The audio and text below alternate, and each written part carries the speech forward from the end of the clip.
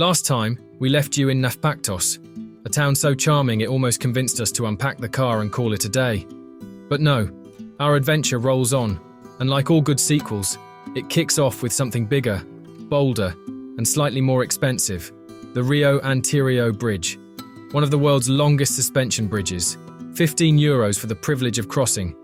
Painful? Yes. Worth it? Absolutely. It feels less like a toll and more like an entry ticket to the Peloponnese.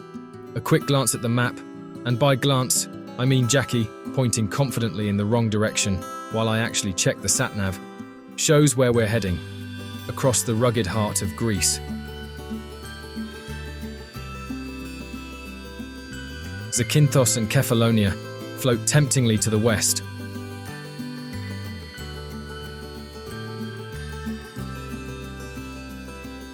Athens gleams to the east, but we're diving straight into the wild peninsula in the middle.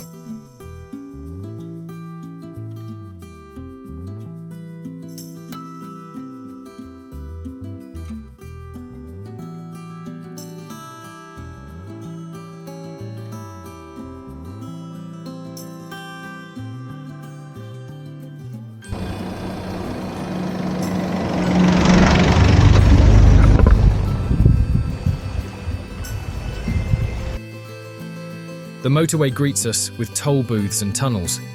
The fees range from €1.50 to €5, though how they calculate it is anyone's guess. Perhaps it's based on how many arguments you've had about directions that day, or how many olives you've just eaten. We pull into a service station braced for limp burgers and instant coffee, but this is Greece.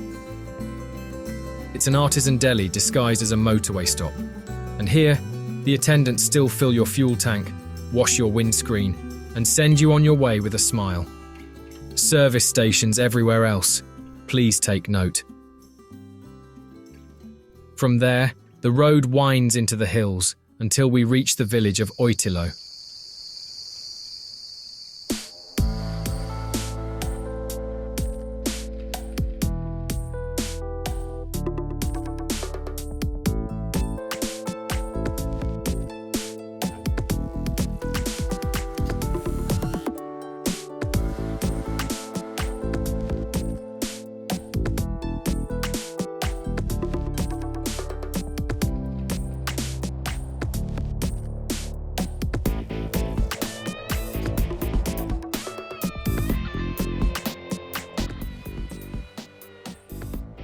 Our villa clings to the hillside with views that look like a screensaver, an infinity pool that looks like it's a liquid carpet, chic cream parasols, rustic wooden loungers, and lobster pot tables. It's rustic dream meets five-star Instagram, the kind of place you half expect George Clooney to wander past in linen trousers.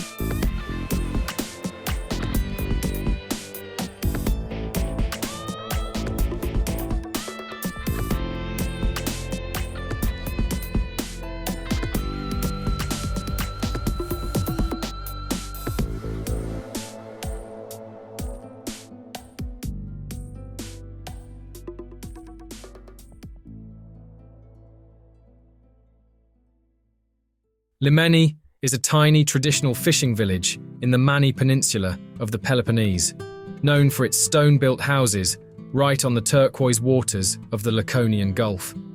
From above, Limeni is a painting come to life. Stone houses hugging a turquoise bay, tavernas with tables practically in the sea, fishing boats bobbing in the shallows. Its stone towers and houses reflect the rugged Maniot architectural style, with fortified homes built from local stone to protect against pirates and invaders.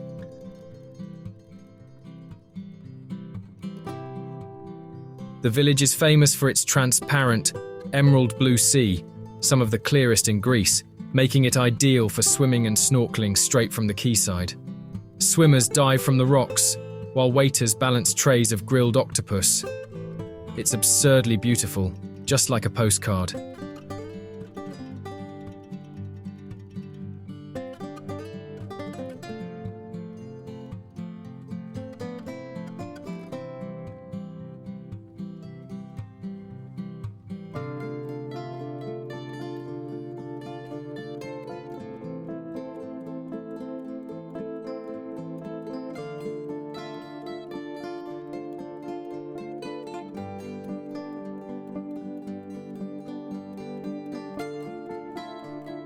Our villa is perched on top of this ridge.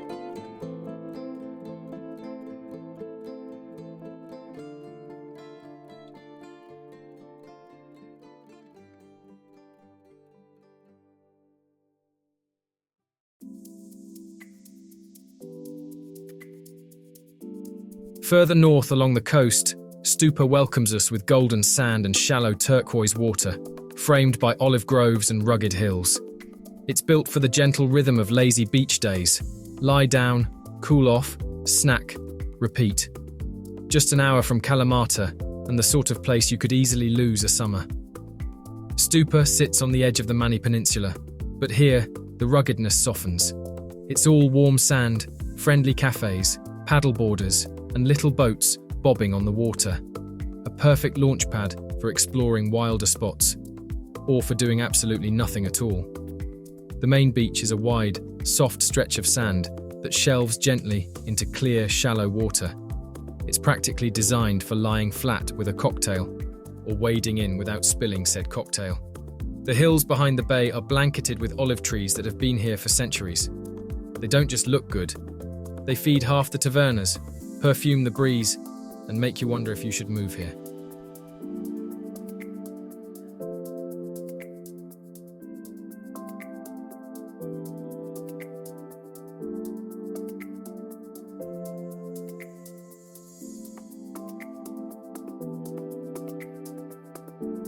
Next comes Agios Nikolaos, a fishing village with quiet charm. 30 miles southeast of Kalamata Airport, it's all about pretty stone houses, a sleepy harbour, and the perfect excuse to stop for a cold beer while time politely slows down. The village is dotted with traditional Mani stone homes, thick walls, wooden shutters, and flower pots bursting with geraniums. They've watched centuries of tides roll in and out, and they're still standing, looking effortlessly photogenic in a shabby chic way. Agios Nikolaos is only a few minutes from Stoupa, but it feels a world away. It's the place for a long, cold beer and the smug satisfaction you get for discovering this village.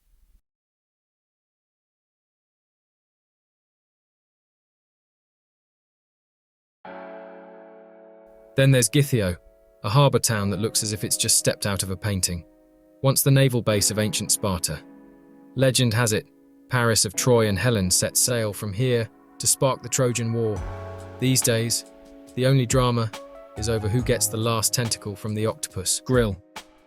The town is lined with pastel neoclassical mansions, narrow alleys that twist uphill, and a waterfront buzzing with tavernas. It's atmospheric, historic, and entirely captivating. Gythio has been guarding this slice of coastline for millennia. Now it's a gentler sort of harbour, where the fiercest thing you'll encounter is the heat of the midday sun. Out at the tip of the harbour stands Gythio's proud lighthouse. Built from marble in 1873, it still keeps watch over the Laconian Gulf. These days, it sees more camera drones than pirate ships, but it remains a striking sentinel.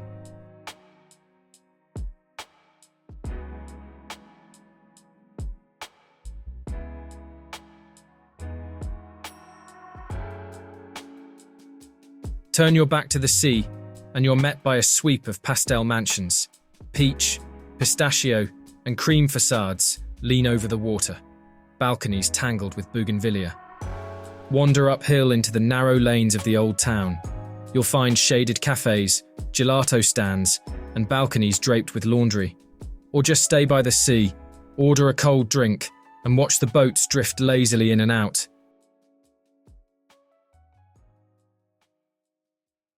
And finally, Nafplio, Greece's old capital before Athens took over, and still one of its prettiest towns.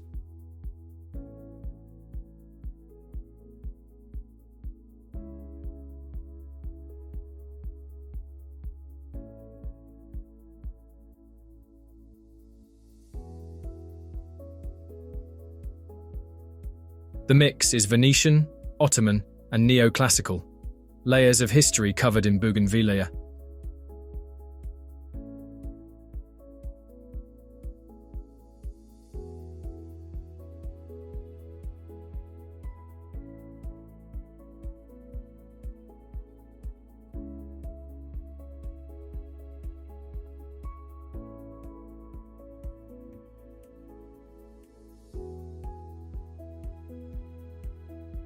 Venetian, Ottoman, and neoclassical influences blend together in cobbled streets full of artisan shops, jewelers, leather shoemakers, and cafes where old meets new. Wander into the old town, and it's all cobbled lanes and sunlit squares.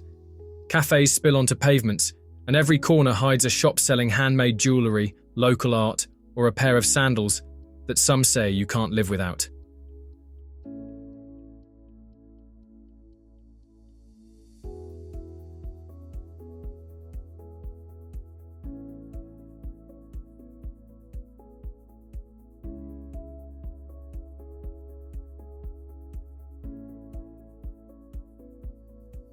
The first thing that grabs you is the setting. A deep blue bay curves around terracotta rooftops, watched over by the mighty Peloponnese fortress.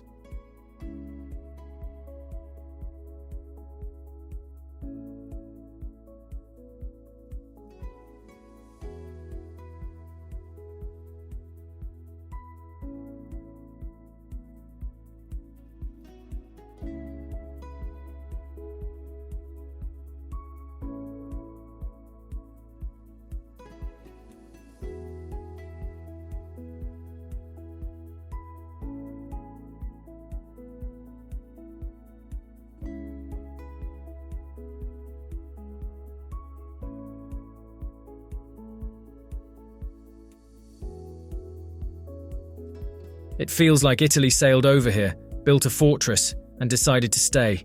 The Venetians started it, the Ottomans took over in 1715, then the Greeks reclaimed it in 1821.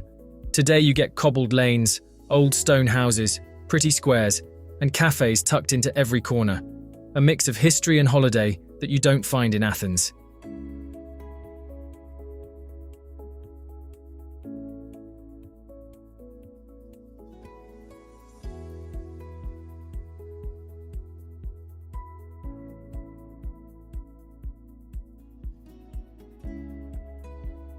Unlike many islands, cafes, shops, and restaurants stay open even in winter.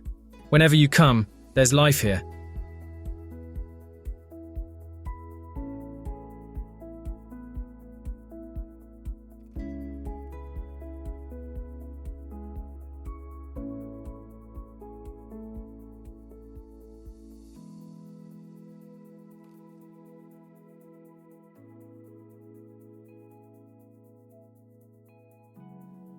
This isn't a beach resort, but there is a beach about 2 kilometers along a lovely coastal path. Mostly though, Nafplio is about cafe society, sitting by the harbour with a drink, watching the boats and soaking up those romantic sea views.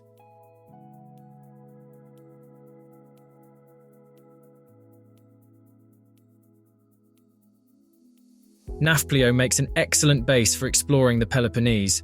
Drive to Kalamata, Patras, Pylos or Methone, discover legendary castles and beaches, and all within about 2 hours.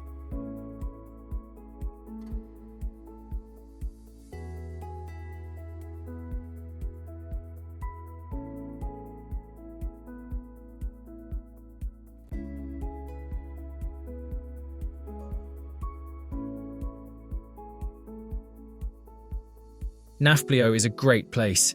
It's close to Athens, drenched in history, alive all year, and blessed with food, views, and a waterfront stroll you'll never forget. Whether you come for a day or stay a week, Nafplio has a way of stealing your heart, and maybe convincing you to stay just a little longer.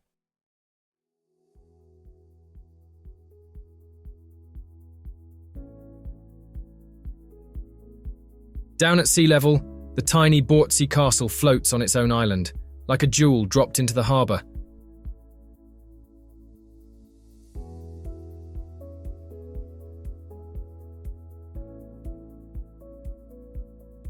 Out in the bay sits Bortzi Castle, fortress, prison, hotel, and now a postcard-perfect landmark, bobbing around on its own island.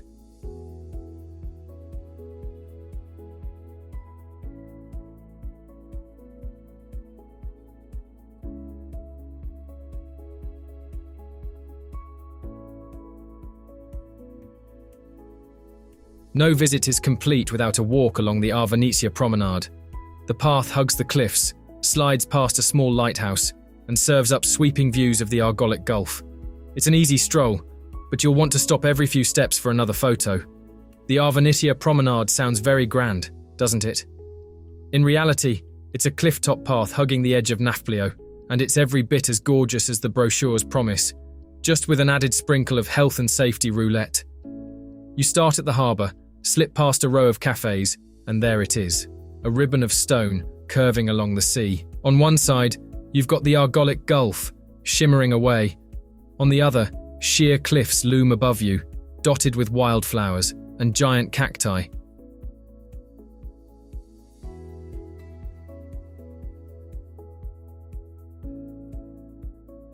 If the signs are to be believed, the occasional rock falls. Yes, falling rocks. Hence the warning signs, the sturdy gates at either end, and the little notices that politely, but firmly, explain the promenade may be closed due to danger. This translates into Greek. If the gates are locked, scramble round the side and proceed. On open days, though, it's perfection. The walk isn't long, about 1 kilometre, but it packs in views you'll want to frame. Every few steps, there's another excuse to stop. Tiny coves far below, the lighthouse standing guard at the halfway point, and the fortress of Nafpaktos perched above.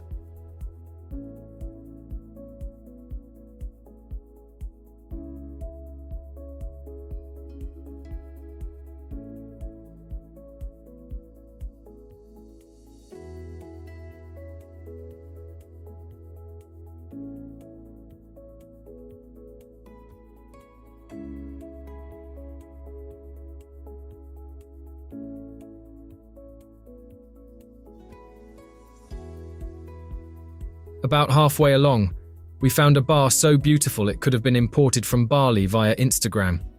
Macrame lanterns sway in the breeze, cushions spill across benches, the perfect place to stop and refuel. It's the sort of place where just one drink somehow turns into an entire afternoon. Funny that. The view across the bay is amazing, and it even comes with its own private saltwater swimming pool. The promenade might have its hazards, but honestly, that's half the fun. It's a little slice of adventure wrapped in sea air and spiky cacti thorns, the kind of walk that makes you grateful for sturdy shoes, a good camera, and a travel companion willing to dodge the occasional rogue boulder with you. Whether you're here for history, shopping, or just a sunset over the harbour, Nafplio doesn't disappoint. It's an elegant, romantic town that invites you to slow down, soak it all in, and maybe stay just a little longer than planned.